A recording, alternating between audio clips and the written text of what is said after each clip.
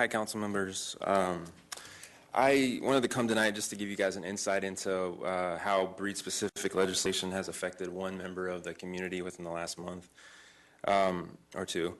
About 6 weeks ago, myself and my girlfriend, who is a tenants' rights attorney, met a middle-aged woman named Susan Schroeder.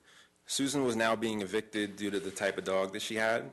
Her dog, Sadie, was a 12-year-old senior pit bull mix that she found thrown out on the 110 freeway when the dog was a puppy. So she's had Sadie about 11 and a half years.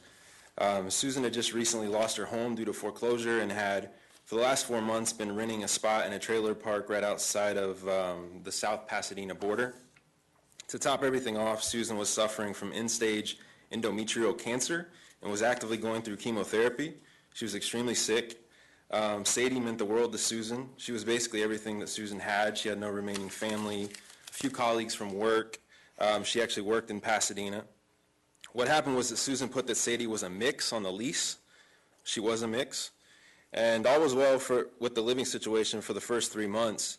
Then the property manager was on site one day, saw Sadie, and started yelling at Susan for having that type of dog. The next morning, Susan got a certified letter saying that she was going to be evicted in 3 days if Sadie was not gone. Sadie hadn't done anything. She just looked a certain way, basically.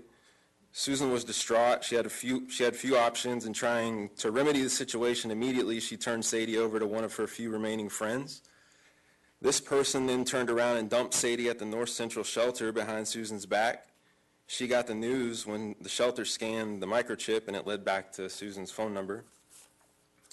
As you can imagine, this was all extremely stressful for Susan. Days after we met her, she was taken to the Huntington Memorial Hospital. Sadie remained at the shelter where after 5 days she could have been killed at any time. Susan was worried sick, and this was basically her main concern. I visited Sadie at the shelter, took photos, made a video, wrote an article about it, started networking her on Facebook. After about 2 weeks, a rescue contacted me that had heard this story, and they agreed to take Sadie. On March 7th, they actually drove 9 hours from Petaluma to save Sadie's life. This was all that Susan wanted, to know that Sadie was safe. This good news was relayed to Susan, who was now in a nursing home, and about 5 hours later, I got a call from one of the volunteers saying that Susan had passed away.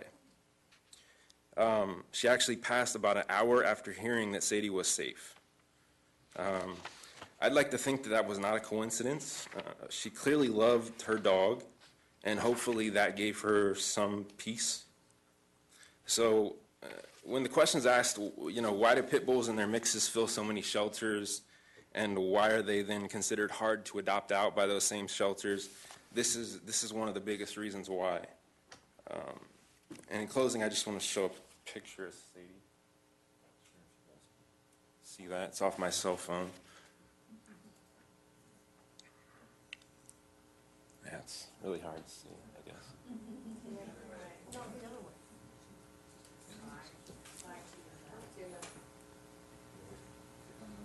There we go.